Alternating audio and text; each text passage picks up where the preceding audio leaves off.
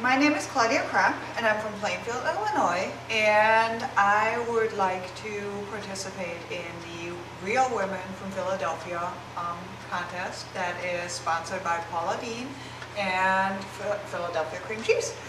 And what I thought I would do today is I would like to make a submission for the main dish category, and I would like to introduce you to something a little bit different. And what this is, it's actually a Alsatian Southern German dish, and its name is Flammkuchen.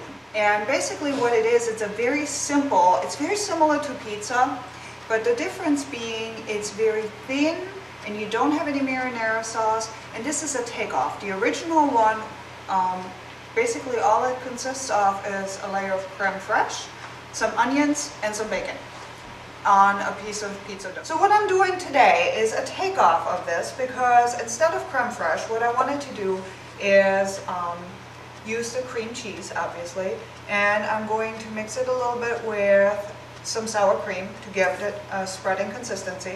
And what I also have is I have already rolled out a pizza dough. What you want to do though is roll it out very, very thin. So this is not a thick crust pizza, it's a very thin pizza. You also want to preheat your oven to about 425 degrees. So once you have this rolled out, just set it aside. And our toppings, I'm going to try and sort of keep the integrity of that dish a little bit by using bacon. And I chopped the bacon already for you, and you just want a rough chop of that. We're still going to use an onion. We're going to use, obviously, the cream cheese, like I said. And I like mushrooms. So what I'm going to do is I'm going to do the other variation. Since I'm already off the original recipe, I'm going to use about a pound of mushrooms. So for right now, let me start with chopping my onion, preheating my skillet. And I want to preheat it on medium-high. And while that's preheating, I'm going to chop my onion. And once your pan's hot, I'm going to use just a little bit of olive oil just to give the bacon a head start. Put your bacon in and let that crisp up. You also, at that point, I got 2 fairly good-sized cloves of garlic. So you want to finely chop those, because they will be going into your mushroom bacon mixture. So what you want to do is take the cream cheese and add a half a cup of sour cream to this.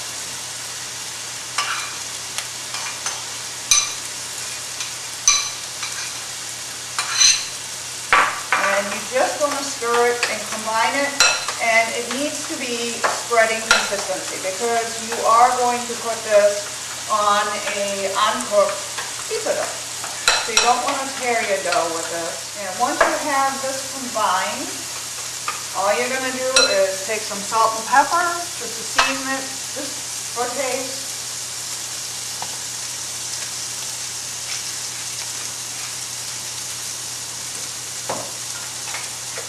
Okay, so what you have is something that has kind of this consistency, should be nicely spreadable. And all you do is you're going to just put it all over your pizza dough. Take the back of a spoon and just spread it around.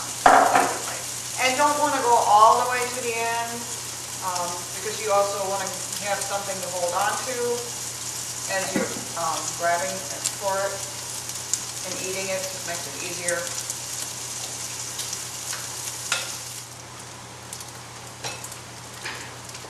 Once your bacon is cooked, you want to remove that, because you want to keep it, turn the heat down a little bit, remove the bacon, and again, it doesn't have to be completely crispy, because you're going to put it back on top, and then it's going to go in the hot oven on top of your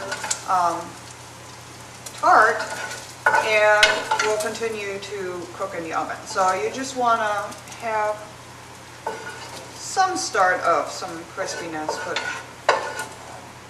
this is good, probably good at this point. If you use regular bacon and you have a lot of bacon drippings in there, just get rid of some of it and just use enough for your onions.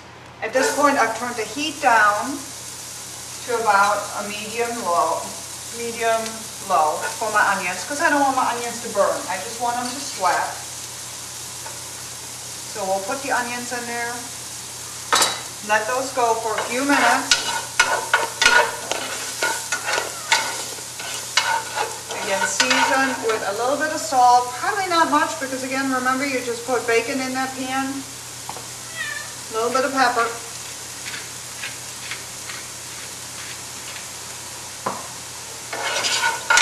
And after the onions are softened, just a touch. Again, you don't want to cook them completely. You might want to keep a little bit of bite to them, because you also need some time as your mushrooms are cooking. So I, again, for convenience sake, just use just already pre-sliced mushrooms. But if you got the time, you know, certainly, or if it's more economical, certainly buy the regular mushrooms and then just slice them and just put them in here. Do the heat to about medium-low to medium, and let the mushrooms start to cook. Once the mushrooms get a little soft, that's when you want to add your garlic. And I'm also going to add a teaspoon of dried thyme. Now, if you have fresh herbs, by all means, use those. They're preferable over dried any day. However, my thyme isn't quite ready yet. It's still a little too early in the season. So I have to resort still to some dried thyme.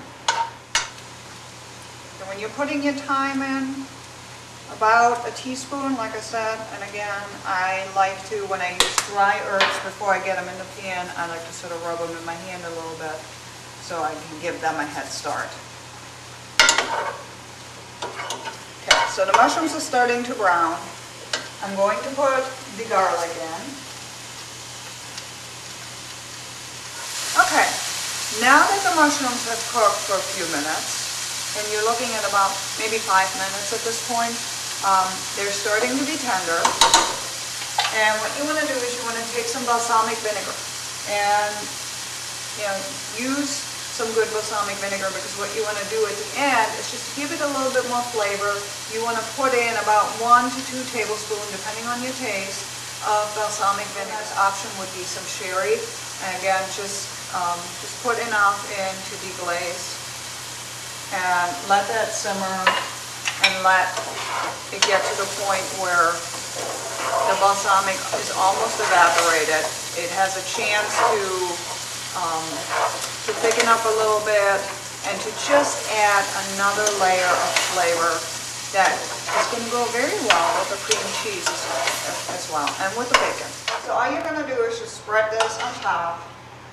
Again, just trying to evenly distribute as much as you can.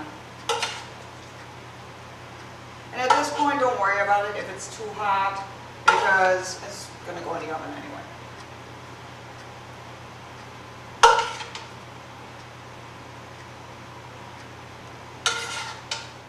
Once you have the mushrooms on there, then just take your bacon and sprinkle that on top. Just evenly distribute that. This is what it will look like when you're done spreading everything out. And this goes in the oven just like it is. Like I said, set your timer, keep an eye on it. Depending on your oven, you want about 15 minutes. Start checking at 15 minutes. Might be 20, depending on how your oven runs. And while that's baking, you can work on your salad, and by the time that's done, your dinner is ready to be served. Okay, after about 15 minutes, 16 minutes, what you end up with is something that looks exactly like this. You want a nice brown crust.